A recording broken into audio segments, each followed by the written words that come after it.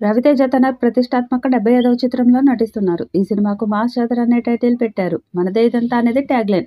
Mister Bachchan వంటి భారీ disaster చిత్రం తర్వాత మాస్ మహారాజా రవితేజ నటిస్తున్న కొత్త చిత్రం మాస్ జాతర. డాన్సింగ్ క్వీన్ శ్రీలీల కథానాయికగా నటిస్తోంది.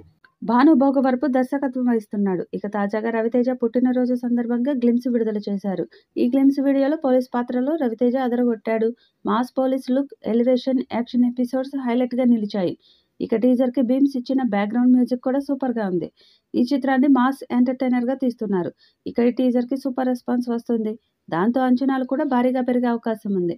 ఇక విలన్స్ ఇంట్లో భోజనానికి సిద్ధమై రాజసంగా మీసం తిప్పుతూ ఉన్న లుక్ సినీ లవర్స్ ను ఆకర్షించేలా ఉంది. ఈ సినిమాతో Samajavaragamana fame writer Bhanu Bhogavarapu director గా ఎంట్రీ ఇస్తున్నాడు. ఇక ఈ చిత్రంలో రవితేజ, లక్ష్మణ బేరి అనే పవర్ఫుల్ పోలీస్ గా నటిస్తున్నారు. మాస్ మహారాజా బెంచ్ మార్క్ ప్రాజెక్ట్ గా వస్తున్న ఈ చిత్రంలో మాస్ మహారాజా పాత్ర ఎలా ఉండబోతుందో టీజర్ తో హింట్ ఇచ్చారు మేకర్స్.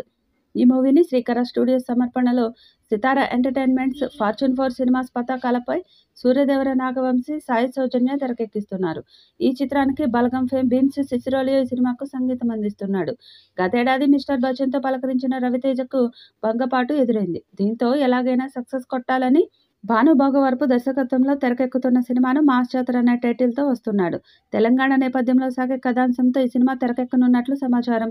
లక్ష్మణ్ బేరి అనే పాత్రలో మాస్ మహారాజా ఈ సినిమాలో కనిపించబోతున్నాడు. రవితేజ గాయం కారణంగా వాయిదా పడిన షూటింగ్ ప్రస్తుతం జెట్ స్పీడ్లో జరుగుతుంది.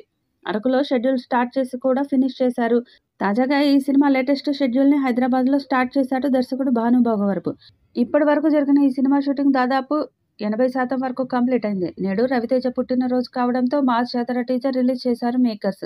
ఇక ఈ చిత్రంలో తనకు బాగా కలిసి వచ్చిన పోలీస్ పాత్ర చేయడంతో సినిమా సూపర్ హిట్ అవుతుందని భావిస్తున్నారు. మరి ఈ చిత్రం రవితేజకు ఏ స్థాయి హిట్ ఇస్తుందో చూడాలి.